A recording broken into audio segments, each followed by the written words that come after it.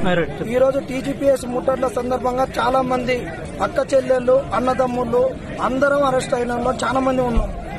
అందరినీ వేరు ప్రాంతాలలో పెట్టిరు. దయచేసి అరెస్ట్ అయిన వాళ్ళకి చెప్తున్నాం, ఇంత మంచి సువర్ణ అవకాశం రాదు. ప్రతి అరెస్ట్ అయిన దగ్గరికి మంత్రి వచ్చి మనతో చర్చలు జరిపేంత వరకు కూడా 1 రోజైనా 2 రోజులైనా 3 రోజులైనా ఇక్కడనే ఉన్నాం.